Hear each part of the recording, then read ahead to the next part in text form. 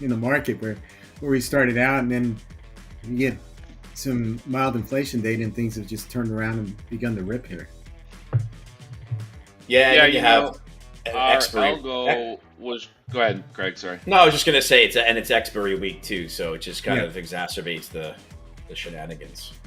Exactly, because I'm trying to do some options and outside of energy and other sectors, and it's just, things are up and down, and it's been pulling my hair out, just trying to pick the right spots on rolling some options I have here.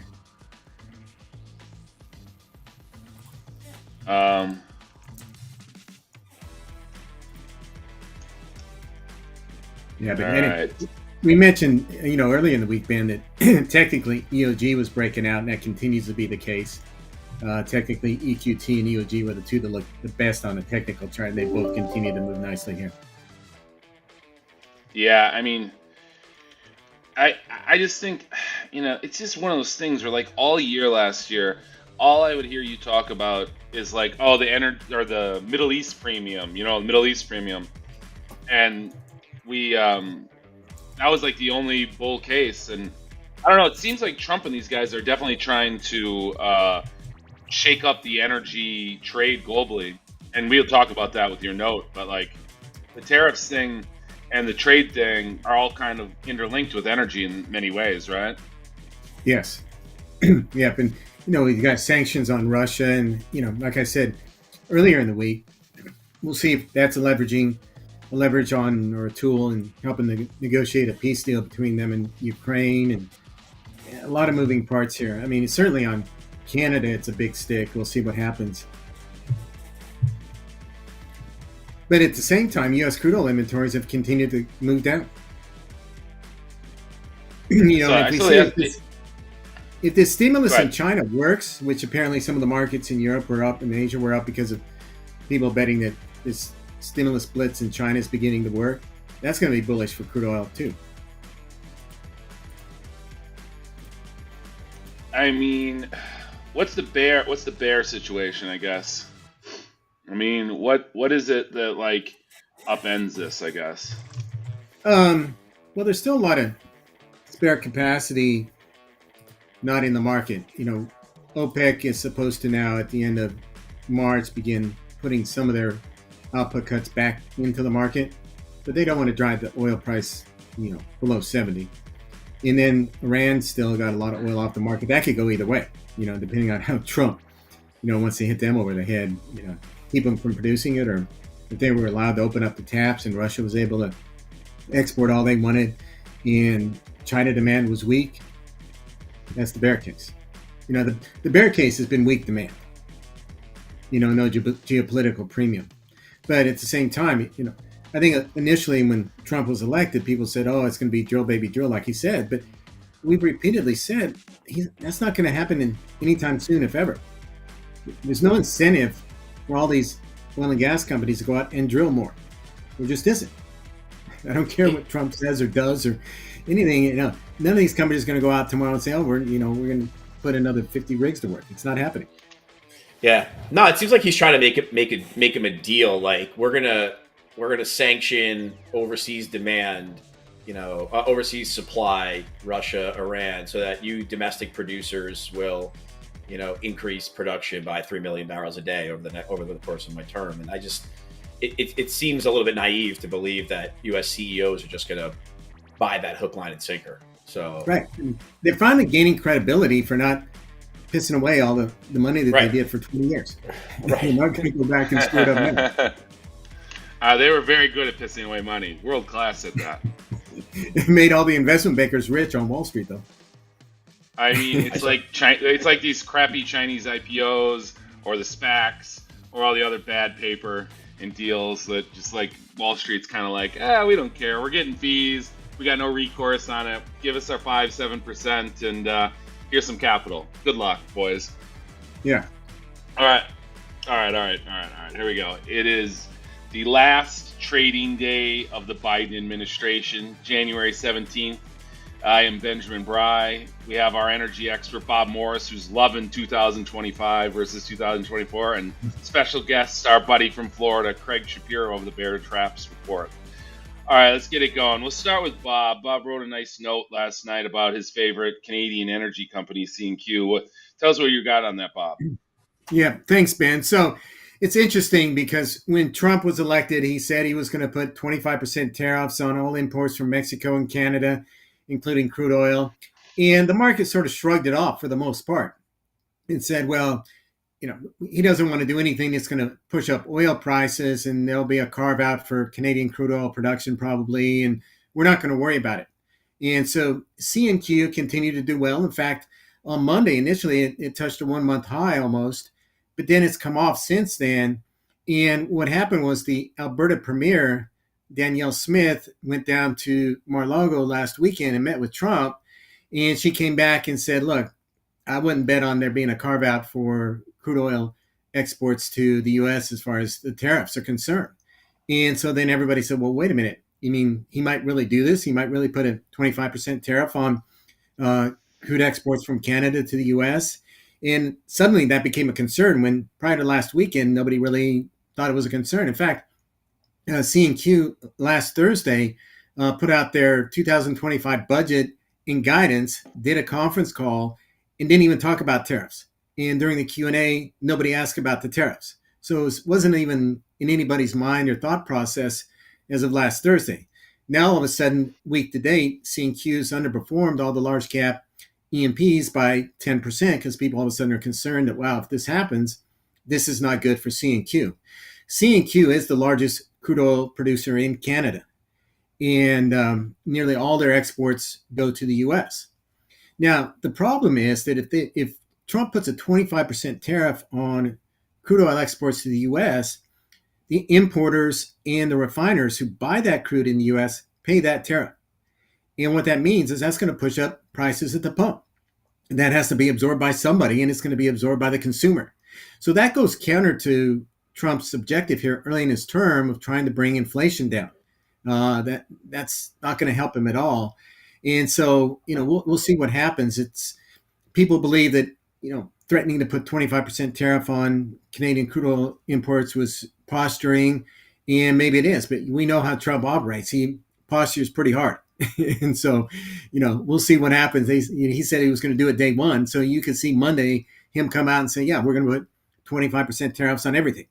And then they sit down to the negotiating table and see what happens. And, all of a sudden, all the Canadian premiers and officials are in a panic, and all the big energy producers have formed a coalition to try and go in there and negotiate and prevent that from happening. In the meantime, it would be a big impact on the Canadian producers because it's going to impact the price of crude that they send down here. That differential between WCS and WTI has been running around $12, $13 a barrel. That could widen out by another $5 to $10 a barrel if this happens. And so when you look across the board, C&Q is by far the most sensitive to changes in crude oil prices. I mean, that's good on the way up. It's bad on the way down.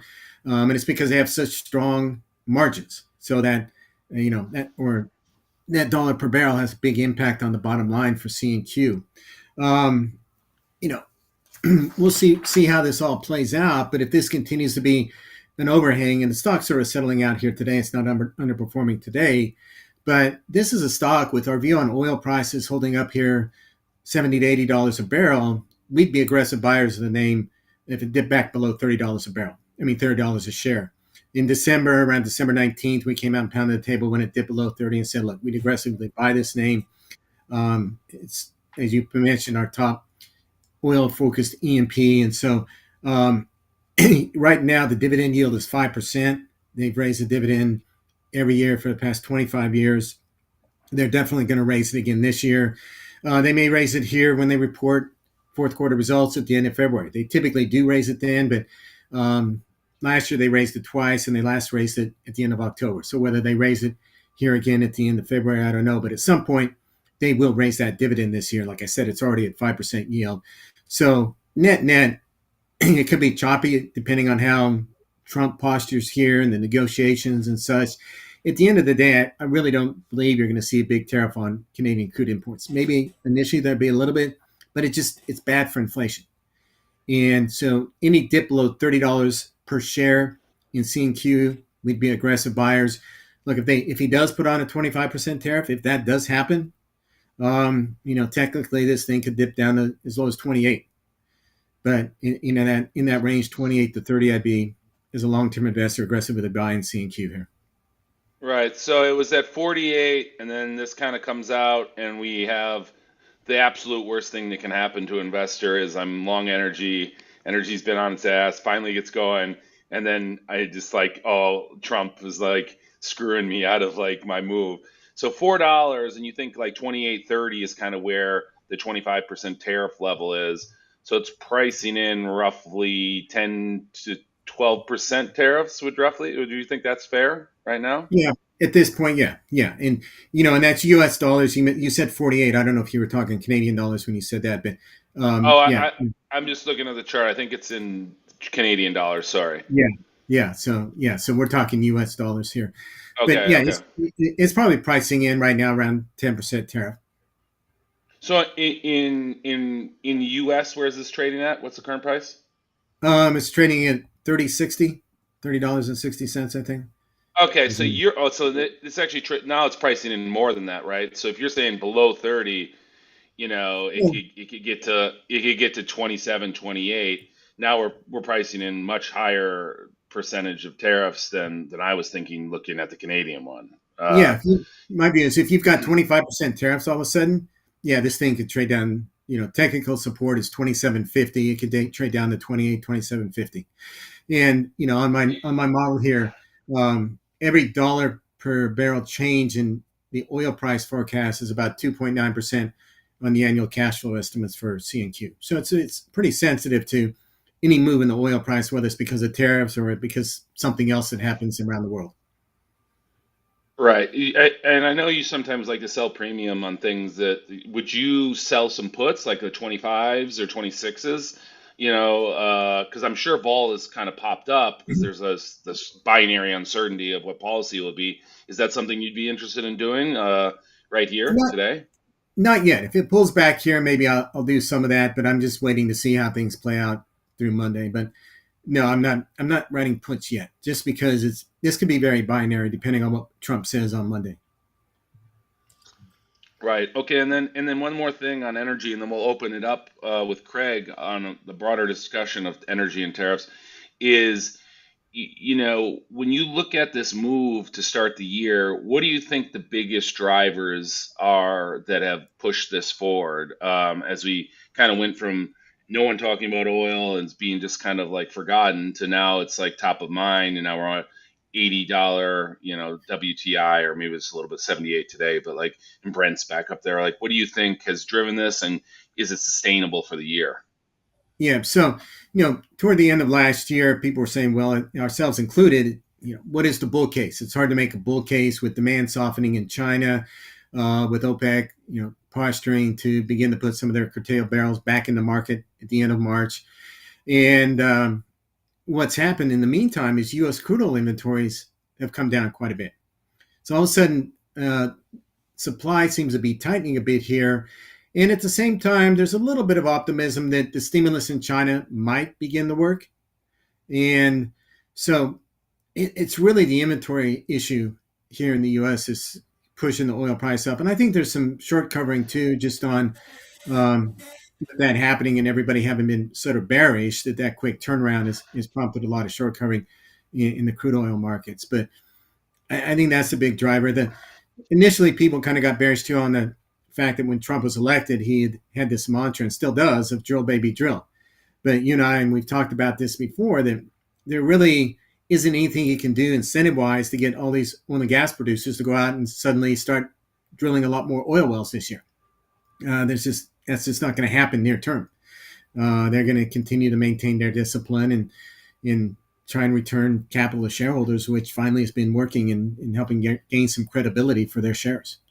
So I think too, people are realizing that, well, yeah, drill baby drill sounds good, but that's not going to bring the oil price down. And the SPR has actually started to creep back up as well. Do you think that Yeah. there's any meaningful adds to that? I mean, I know that with us being exporters, we don't really need to be back at the level we are. So that 300 million that Biden took out, to save the market and the economy in 22. It doesn't have to be full, but do you think you could add 50, 100 million barrels to that in the Trump, or do you think that they'll leave it where it is?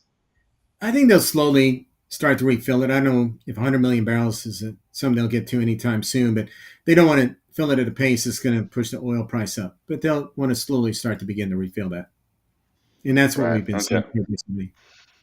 All And the right. other thing So I didn't mention was there's these sanctions on Russia too. That another round of sanctions kicked in the last week, and that added a little bit further bullishness to the market. And China started buying crude oil elsewhere to stockpile if they're not going to be able to buy from Russia with these additional sanctions. So that was another factor on top of the U.S. crude oil inventories dropping. right, and you've seen tanker rates really kind of rip recently. The VLCCs and even the Aframax is starting to go up some. And I think in your note, one thing that I'd point out for listeners here is you noted that that new pipeline will allow Canada to sell, what is it, 15, 20%, or CQ, 15%. I guess, yeah, of their oil to Asia, basically via boat.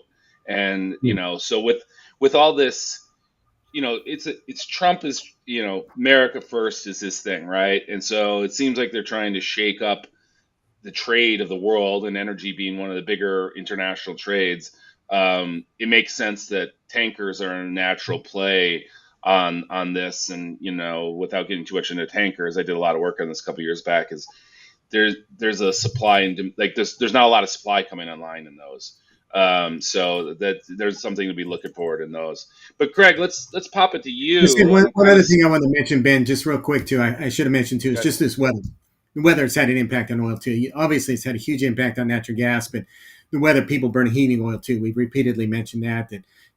I've seen around here in New Jersey more heating oil trucks making deliveries in the past 2 weeks because the cold weather drives up demand for heating oil, which is a byproduct of crude. So that's we're sort of a third variable that's been bullish here for crude oil in the past few weeks. right, right, right, right. Okay, so yeah, I mean, it's been a nice start to the year. But now, Craig, like riffing off this, what do you think the impact of oil and tariffs are, on the markets broadly going forward? I mean, do you yeah. see this? You see this as like, the market's rallying today, and we're kind of complacent. We came off some, but we're still sitting at very high levels. So, what do you think? As we go into the next trading day, being the tariff man's back in action. Yeah. Yeah, look, I mean, if you think about just the cadence of the last 9 months or so about, certainty and uncertainty, right, regarding the election, in the summer, when Trump beat Biden at the debate and kind of forced him out, we had all these strong Trump trades, and there was certainty coming back that he was going to win and beat Biden. Then Harris comes in and she generates a ton of momentum. And all of a sudden, the election looks like it's going to be a lot closer. And what happened in that July, August period is that the uncertainty of the outlook about the election really started to impact the economy. So much so that, remember that payroll report that came out in July was awful, in early August, and there was calls for big rate cuts, and that negative economic momentum continued and really, forced the Fed into that 50 basis point rate cut, in my view. I mean, it was that uncertainty around the election, I think, that kind of scared them. And subsequent to that, what you had really is an economy that really didn't need that level of stimulus. And once Trump wins with the Republican sweep, what you have is a certainty resumption, right? You basically have small business confidence has been roofing. All the sentiment indicators are moving higher again. And so there's this general sigh of relief that Democrats won't be in power to exit the year. Tax cuts are coming back, and all the good parts of the Trump trade play out largely in November and December, and really we're seeing some of that into the data now in January. The issue is that Trump's policies are very uncertain, right? We don't know how serious he's going to be on tariffs. We don't know how serious he's going to be on sanctions, on oil sanctions for Russia, for Iran, on tariffs for China, on tariffs for Canada and Mexico, on tariffs for Europe, on tariffs for Japan. I mean, so, and there's this view, I think, that, Trump uses the markets as a scorecard. And so anytime there's a bit of market check back, that means he's going to panic. and he's going to not go ahead and deliver on some of these negative market dynamics. And so, look, I would say the difference this time around versus when he was put in power 8 years ago is the leaks are not there, right? It's been pretty tight-lipped. We don't really know what he's going to do until he starts doing it on Monday.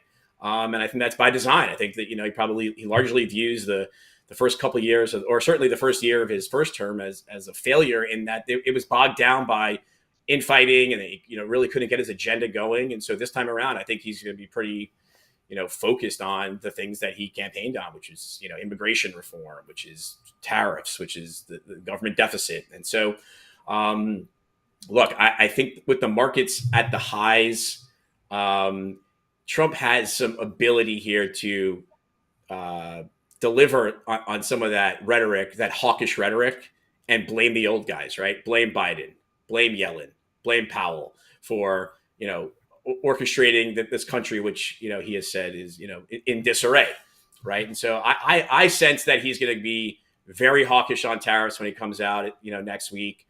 Maybe it's going to be blustering, ultimately end, but this is the setup for the negotiations for him. So I think we are moving now back into a period of uncertainty about this. And so now economic actors will react accordingly, or probably already have. And so some of the pre-buying into year end starts to dissipate. Yields have been moving higher.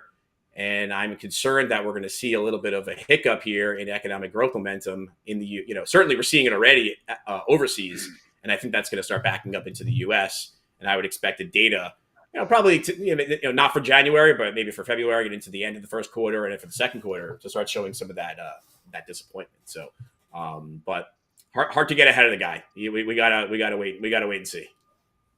It is interesting how much with Bob knows C&Q extremely well, and we're like, next week is this, and people are just now like, oh, what if there's been a very laissez-faire attitude towards all these policies that, oh, he's not going to do that, and so what I think personally, and I've said this to a lot of guys on this show, as Craig have privately said this to you, is that the tariffs, like, what does Trump love? He loves America. He's America first guy, and he loves lower rates. He's a lower rates guy. So if we look at the situation now where Bob's fairly bullish, more like as in the last year, he's as bullish as I've heard about him talk about energy and oil, and we all know energy is the primary money. So when that goes up, it's the short-term driver of inflation. So now we're on day 17 of January, and oil prices are up 10, 12%. Well, you have to think the CPI is going to come in a little hotter in February. And by the way, it was hot this week. Like, it just wasn't hot enough. So there was a positioning unwind, I think, that all this was. But 3.2% inflation is well above the level anybody is like, oh, that's great. I mean, the purchasing power erosion at that level is enormous over time. So we get this guy to come in. Either they come in and they're like lax, like what Bob's saying the assumption was, and they're like, oh, it's going to be gradual, or it's going to be 5%, or whatever, or they come in hard, as you're saying, makes the market take them seriously, and then that cracks inflation, and then basically strong dollar and lets them lower rates domestically, which is good for the USA ultimately, but it's, some things will get hit on that. What do you think about that? Yeah, look, in my view, in order to really bring inflation down, we need an asset price correction, right? I mean, so we need to hit the wealth effect a bit. It's not a popular thing to say or do, but it's the reality. There's still too much money. There's too much wealth, and the lower rung of the K-shaped economy is increasingly getting squeezed by higher inflation and higher rates. I was just looking at some charts comparing things back to 2022 when we had the inflation spike and the Fed reacting and oil then ripped.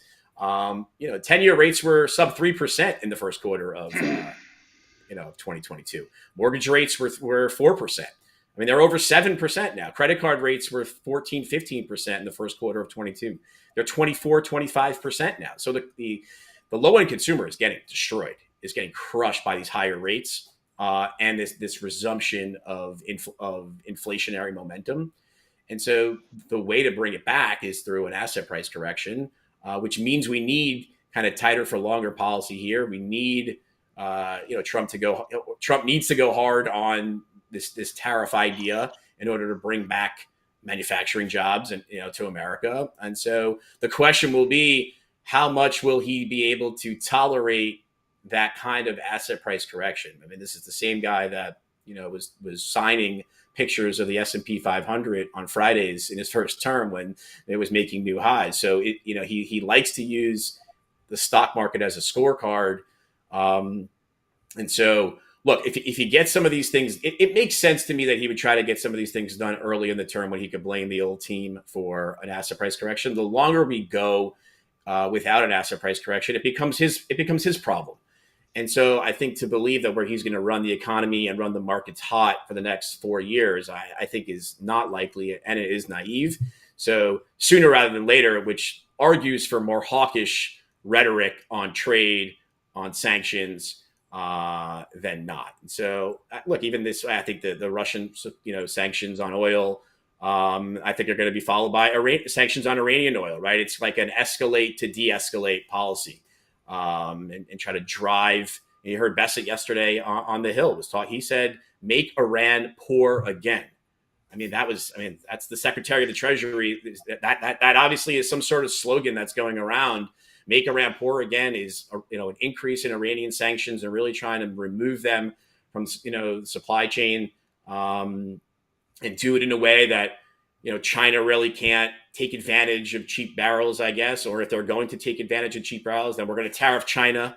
Bassett had some very hawkish things to say about China as well. So I don't know. It seems to me like the direction of travel is more hawkish early, and kind of maybe deal with some of the fallout of this in the economy and in the markets, and in negotiations, than kind of go easy and just let inflation keep festering.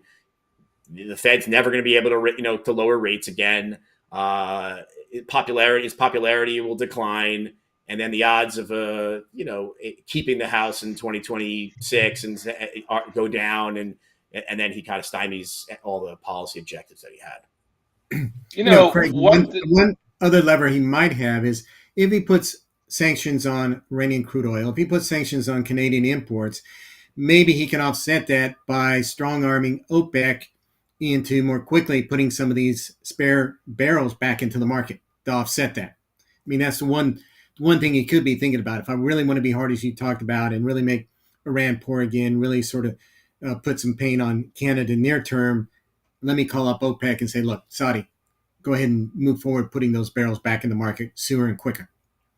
Yeah, I think that's on the agenda, and the question is, there was some discussion about that, and it doesn't seem like OPEC's ready to do it yet. So, again, OPEC is, OPEC's biggest buyer of crude, is China now. So where does China fit into this, situation? And then you get into, the pricing of oil and the dollar and stuff. So there's a multifaceted, discussions being had here.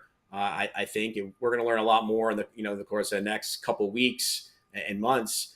It's just, I think, surprising that we haven't learned a lot already, right? I think that is different than the last time, where the rumors and this stuff kind of led the markets to kind of feel things out a little bit more. This time around, he's been very tight-lipped. He hasn't been, doing a lot of tweeting. There was that story that came out about him going soft on trade a couple of weeks ago, and he immediately kind of came out and said, "Nope, that's fake news." Right? So it's interesting. They're keeping a pretty tight lip. Seems like way more professional this time around, and so, but which creates that uncertainty. And so I think for investors, having hedges, thinking a little bit further out, right? I think the market's gotten very complacent about hedging during the Biden administration, because you were able to hedge for the next day, right, or the Fed meeting, or the OPEC meeting, or a data release, payrolls, or CPI. Now you can't just hedge overnight with your portfolio. You kind of have to be thinking, I think, further out, 30-day, 60-day, 90-day hedges, which I think is going to keep, volatility and skew more bid than not during the first parts of this term than what we've seen over the last 3 to 4 years. And I think that's a change in the investment landscape, and I think that'll be interesting to monitor and trade accordingly. I mean, the one thing I think that's a little nuanced about this is back to America first. Is when you think about C&Q, just as an example, because Bob's talking about it, and then you look at like let's say Devon Energy or some of the like domestic E&Ps here in the U.S. that have ripped, and then you look at the RSP and some of the domestic companies, U.S. based companies outperforming the mega cap multinationals basically since the Kerry peak in July and really recently. And sounds like people are taking tariffs a little more seriously is that maybe that is the way you have to think about it. It's maybe not just totally market risk off, but it could be like like days like yesterday where Apple's down 4%, and you know the big cap names where all the cap is are going to be sources of funds. And to Bob's point, how much of the Mag 7 does it take to lift these boats of the forgotten commodities, of small cap value, like like some of these stocks that are just not been Yeah. benefiting from the market structure or the regulation structure, like just how things are structured, right? And so if you think about risk reward, and you just listen to what Trump's saying, that maybe that's there's going to be a big rotation upon us. And I know that I sound like the boy that cried wolf because everybody's been waiting for the rotation forever, but maybe we're a little early, in 2000, because there's a good analog of the late 90s present here, where the Fed cut prematurely, and then they had to backtrack, and we had a lot of Asian and emerging market issues as we do now. And what if happens is when they finally get, because I think Trump actually wants a weaker dollar, but I think he wants it stronger in the beginning, and the tariffs and some of these things are ways to get it. If we get to the point where, okay, now the money's flowing out, well, international equities can do exactly what energy just did. Like, some of these things are completely on their own. So, like, when we just say global risk off or US risk off, I think it's a little more nuanced than that. I think it's really, we're talking about the bubble that is mega caps in many ways. Do you agree with that or disagree with that? Yeah, look, I mean, I think a couple points. One, just a 4% move like we saw in Apple yesterday, right, is $140 billion of market cap swing, right? So yeah, I don't know the entirety, magnitude of the energy industry, right? But you think, a little bit going in there. I mean, that's why you get these outsized moves on a percentage basis in some of these smaller names, and so there's definitely opportunity there, with calls, and leverage to kind of, take advantage of some of those rotations. But I think, it's interesting, the Trump policies, or at least what he's talking about, seem to be Main Street over Wall Street, right? So we've been, America has benefited from a strong dollar, right? The capital flowing in has benefited the wealth effect in America, and has drove stock valuations and mega caps to these record levels. And so, to the extent that eventually we start to have more of a weak dollar policy to help bring manufacturing jobs back, and focus on domestic production, if the capital then is flowing out of the U.S., what does that mean for our stock market? What does that mean for our assets? And so I think it's a very interesting, again, dilemma, right? If you policies are supporting a weak dollar, and that's going to take the equity market down, again, is Trump going to be happy with that, right? Is that given his scorecard? So, um, Well, it's going to be. I give you yesterday as an example, right? Like I look at the board yesterday, and 7 of 10 sectors are up. 60% of stocks were up yesterday, but the market was down a little bit, and because there was just a lot of money that came out of the top. Like you said, Apple, Tesla's down, and I also don't think it's going to be as easy. And I want to come to Bob on this about the weak dollar, because if we could rewind to the GFC and the post GFC period, and I just don't think Americans in general appreciate that it really was oil and gas that brought us out of that. China levered up some, but the shale revolution changed the dynamics. And Bob, how much were we producing in oil pre GFC versus where we are at right now? And then let's talk a little bit about LNG, because it seems like with all the trains coming online, that's going to be another big export. And I'm sure Trump's talking about, hey, you got to buy our LNG. Maybe talk to that a little bit. So you're looking at oil production when versus today? Like 2007, 2008, like that period when the dollar was Yeah. extremely weak back then, is all I'm trying to say. Yeah. No, I'd have to go back and look at the exact number, but we're I think it was like producing. 6 or 7, though, right? Something along Yeah. those lines. Yeah. We're producing quite a bit more oil today than we were then. Quite a bit. I think we're 13.2 million barrels a day today, and back then I think we were closer to. I'd have to go back and look. But it's probably 9, 10 million barrels a day. I'd have to go back and look at the number. But I mean, these companies have been in the efficiencies that they've been realizing have been significant in ramping up that oil production. But you're right. You go back to someplace like Midland, Texas, it's boom and bust. When oil's where it is today, they're employing a lot of people. But back when oil dropped to $20 a barrel, everybody got laid off. But you're right. It's been a big boon to the economy. The number of people the oil and gas industry employs and the technology that they employ and everything that goes with that is huge. I mean, the amount of steel they put in the ground, the oil and gas industry has been a big boon over the past 10 years to the U.S. economy. Yeah, and what about LNG? Because we're talking about trade, we're talking about tariffs, and natural gas is like we have seas of natural gas, and now Yeah. we have in the next 18 months 12 BCF, I believe, of export capacity coming online. Yeah. So, I'm sure in these conversations they're talking like, hey, we got some LNG to sell you, and that's dollar positive to me. I mean, what's kind of your view on will that all get filled, and is that the case that Bernstein's making for this new era of net gas of $4 or $5? I mean, do you see a bullish outlook for that, and and that has to be positive for the USA? Yes, it's positive in the sense you will have this big increase in LNG exports. But the gas always seems to come on. I mean, there's a lot of gas that come on. Is it $3.50 to $4? Yeah, that's probably the right range if we're going to increase U.S. natural gas production by 10-20% over the next decade just on LNG exports and AI data center demand. But the price, it never ricochets to $5-6 because all of a sudden it's easy to turn on the taps for a lot of this natural gas production.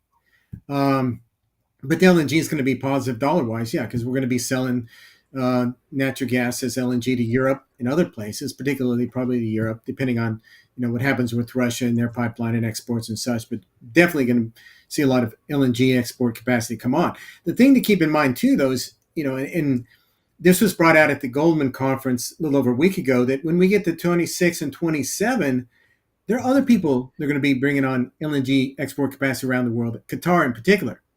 So part of the debate or the concern by some of the presenters at the Goldman conference is, well, come 26, 27, are we going to need all this export capacity from the U.S. that's coming online?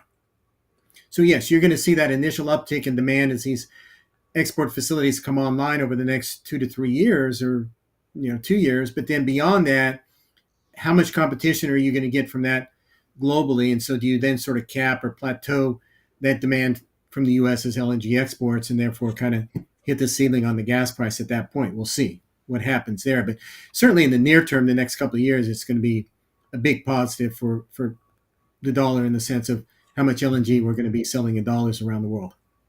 Yeah, and I just There's quickly, isn't there a go ahead, there Craig. Go ahead, Craig. no, I was just going to say, Bob, isn't there there's a massive LNG IPO this week? Is it, I think next week. This That's exactly what I was going to say. Okay, yeah. So coming to, I know.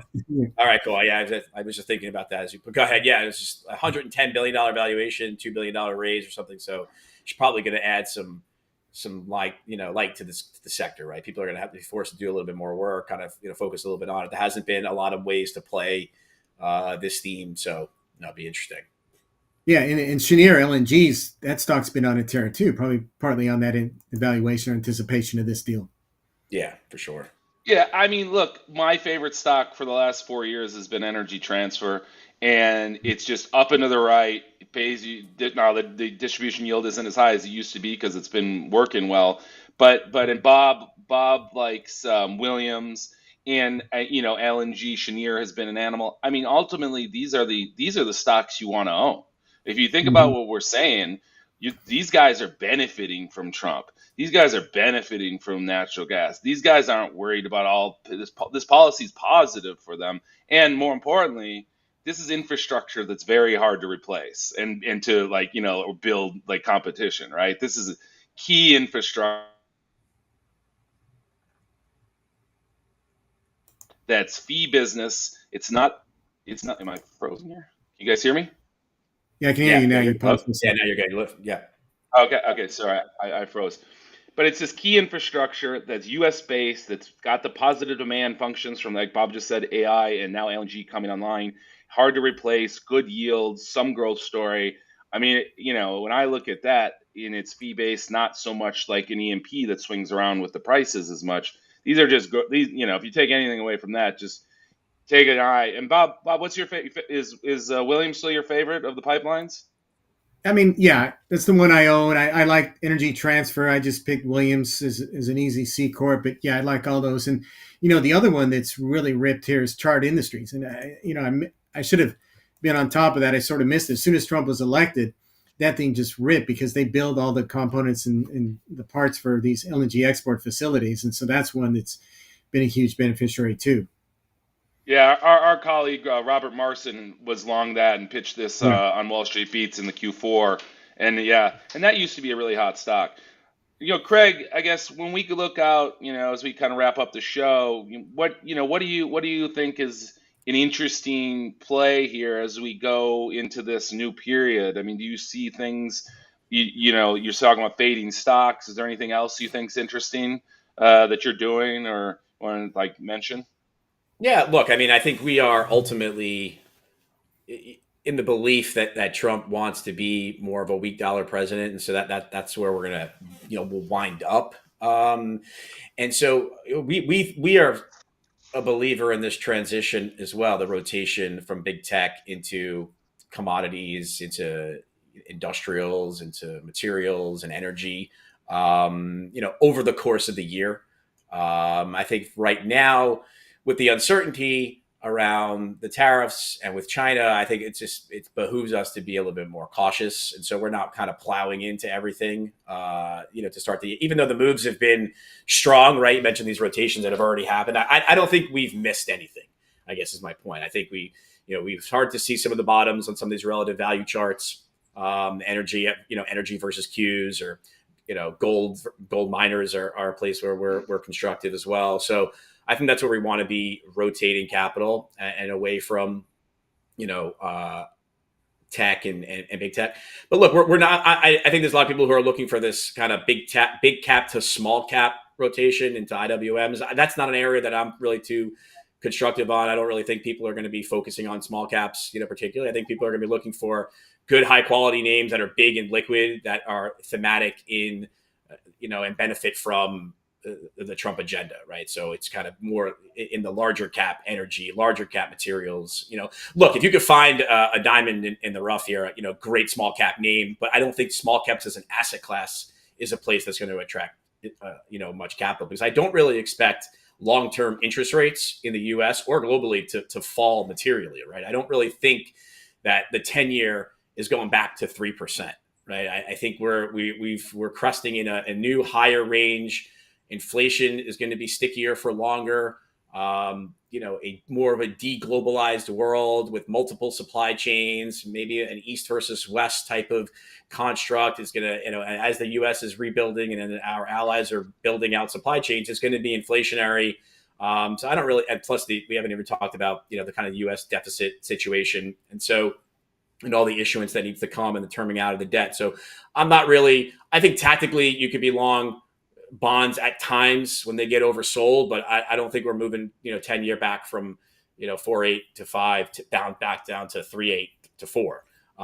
So I would be more of a seller on rallies of fixed income, which means I think that small caps are not where you want to be. But I think the rotation for us into old economy through the course of this year, maybe, particularly after this little growth slowdown that I would anticipate happens in the next couple of months, I think that's when you want to start start to see that evidence of that. The Fed's going to react to it. Trump's going to react to it, and that's when I think you want to be stepping in on that sell off. Is when we'd look to be really kind of plowing into some of these some of these industrial material and energy type names. Yeah, I think that's a great point, and I think that we flushed that out a little bit in this call. Is that like, the names that are in the right spaces that maybe were not thought of are going to get some money. Like, we're talking about some energy stuff, some material stuff, but it's not like, oh, small caps, because like if you look at the IWM, there's so many crappy biotechs and crappy companies in there that it's like, do you really want to own crappy companies? You want to I mean, people want to own companies where the fundamentals are improving. Like that's, mostly how people invest. Like, are fundamentals getting worse or are they improving? And at least that they're stable, they better be cheap, right? And so I think that if money's going to move, and there is a lot of money, so I think that if you do your work and you find the areas you like, or just a couple stocks you like that can benefit from probably one of the biggest policy shifts or potential policy shifts, we'll see. I don't want to give them full credit, in a long time.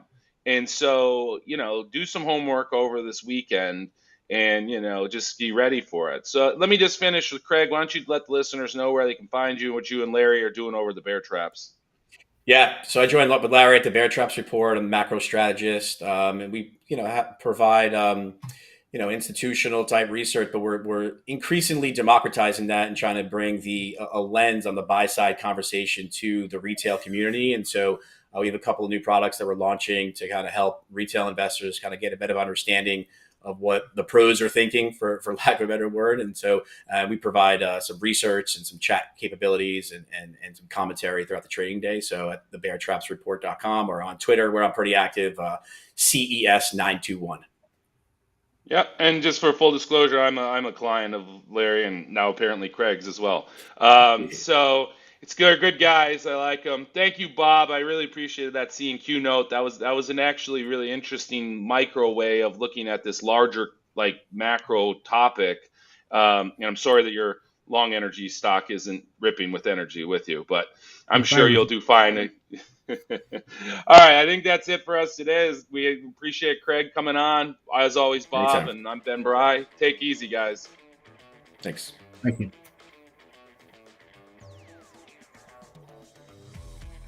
All right. Thanks, Craig. Thanks, Good Craig. stuff. Yeah, anytime, guys. No problem. Yeah, that was